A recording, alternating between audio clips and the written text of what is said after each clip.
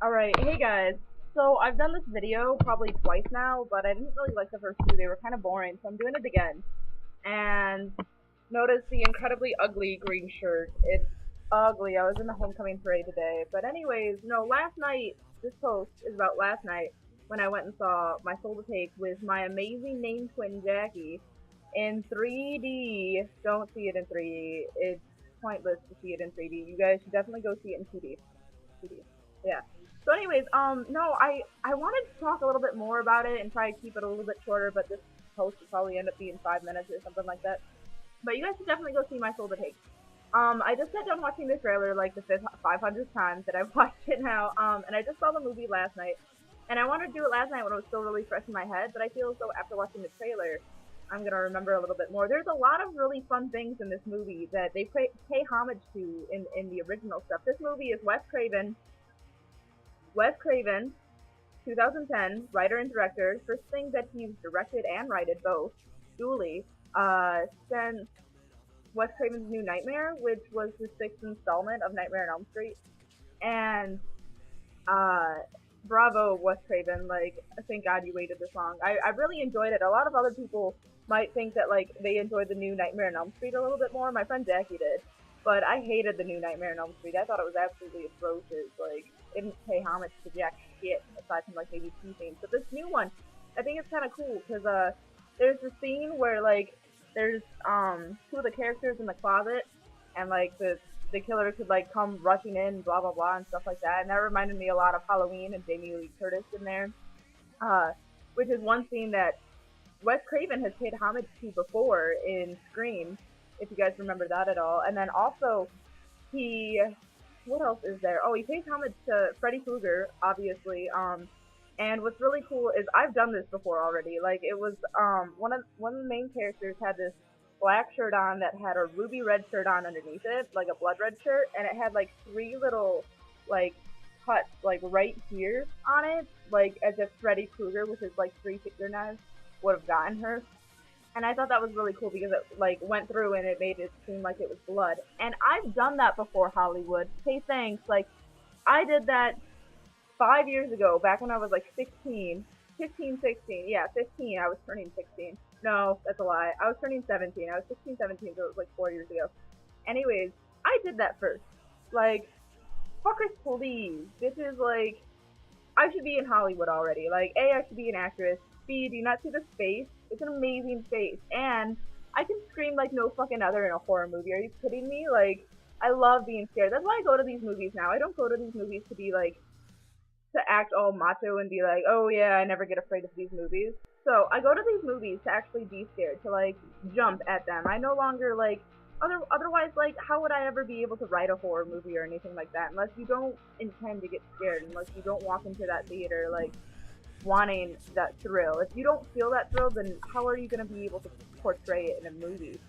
But there's a few good jumps in it, and there's it's weird if you watch the trailer. Some of the scenes aren't even in the movie. Like I watched the trailer, I was like, that wasn't in there, so that's a little weird. And I can't really like I cannot wait for the DVD to release because it's I'll be able to see so much more. And I'm pretty sure I want to see the movie again. So if any of you guys out there want to see it and are around me, I definitely go see it again. Considering I also saw it complete this time. But you guys need to go see the movie. Wes Craven does a bang up job. I mean, some of it's a little bit predictable, but the entire time, like, I wanted to see the movie. It's based on the premise that, like, this serial killer's soul might go into one of the seven kids' uh, bodies, and then he'd be, like, the new killer and stuff like that on the 16th year because they all turn 16 on the same day. And I know that's a terrible, like, description right there, but I'm sure if you're watching this right now, you've seen a trailer or something, so you actually understand what I'm talking about. That's what I'm assuming. But I went to the movie to actually see who the killer was. Like, just like I went and saw Devil, I wanted to know who the fuck that killer was. And this time, I wanted to know who the killer was again. And plus it was Wes Craven. I went and saw it opening day. Like, I've been pumped for this movie since, like, I went and saw Going the Distance, and there was a trailer for it. And I shit you not, I probably orgasmed right there while I was watching that trailer. I was like, oh my god, Wes Craven. And I was like, is it another Nightmare movie? Like, is he redoing Nightmare or something like that? Because it kind of looks like that from the beginning of the trailer, but then it wasn't.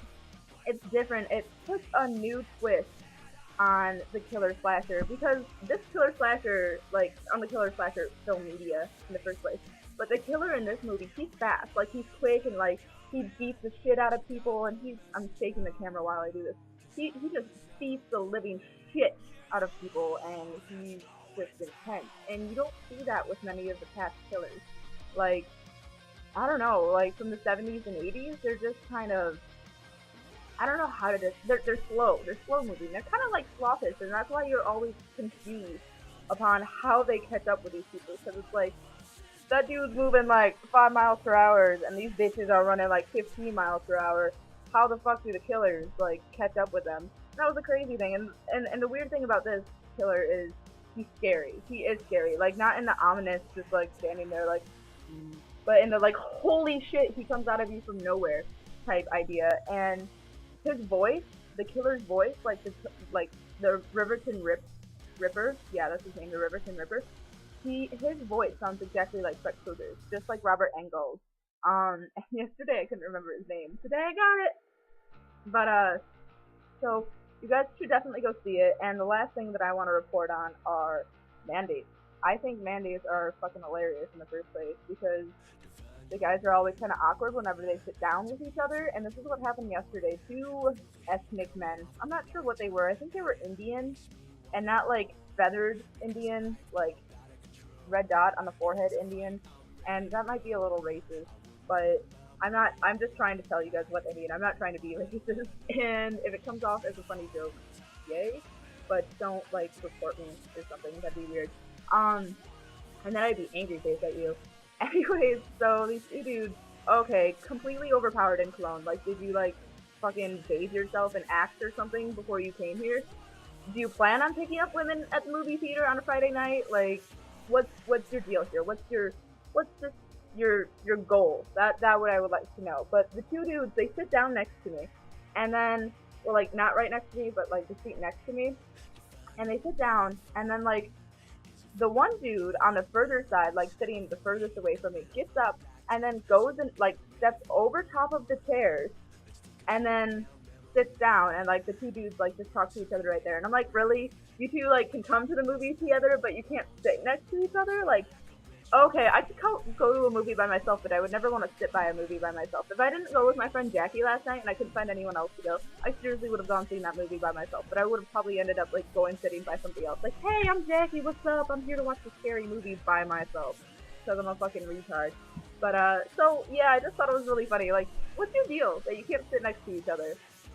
Ridiculous. That's it though. You guys should definitely go see My Soul to Take. The killer's interesting. The twist is interesting. I left the movie still kind of confused. Like, I wasn't sure. Like, I was just like, and I think that's how you should leave when you leave a movie theater. It's just kind of like, what the fuck? Like, especially with Halloween. Like, the entire time during Halloween, you don't find out until the sequel why he's going after, like, Jamie Lee Curtis, like, Laurie Strode. And, like, I even, like, the first time I ever watched that years ago, I was sitting there watching it with my mom, and I was like, Mom, why is he going after her? And she's like, you'll find out in the second one. And I'm like, what the fuck? So I guess, like, true to horror movies and, like, thrillers and shit that wants to fuck with your head, you leave the movie theater confused. Like, in fucking Inception. I still don't know what happened there. I kinda wish I did. Kinda wish I don't, though. I really hope that they all made it, though. That's just me. Anyways, back to My Soul to Take. Yeah, it's really confusing, and you really want to pay attention during the big climactic scene. It's just kind of like, but you don't believe who it is until like up until that very moment. Like, you're guessing the entire time, and you're never sure of yourself, which makes it a good scary movie. And the kills, they're all right. I definitely think that there aren't that many crazy kills. I mean, one of them's kind of funny, like the people like, I don't know. There's no sex scenes in it. But it's just like a sexual innuendo type thing. It's not really an innuendo. I mean, they're literally talking about blowjobs, but it's funny. That's the crazy. They bend the rules in this one too. The people that you don't think will die are going to die. Let me just tell you that right now, because you know Wes Craven and his rules. You know them. Like, if you've seen Scream, A, you never have sex. The virgins always live, which yeah. Virgin. You want to be a virgin. Second is no drinking. And third is no alcohol. So, wait, that is also, no drugs. No drugs. Okay, I'm not all there today. But no drugs. Those are the 3 rules, and you want to commit innocence. And like one of the main people that you would definitely think would live, they don't. Nope. No, like, but you guys, you need to go see it. The acting's subpar, but I think Wes did a really good job, and the scenery and the music and everything is pretty awesome. I really like the trailer song to this movie, Sick Puppies, it's You're Going Down, which is playing right now in the background of this YouTube video. And it's also the beginning and at the end. And I really like them, and I'm throwing out, like, I like this one song at least. I'm throwing them out a shout out. Those Sick Puppies, you guys fucking rock. I like it with this trailer. That's it. See you guys later. Go see the movie opening weekend. Woo!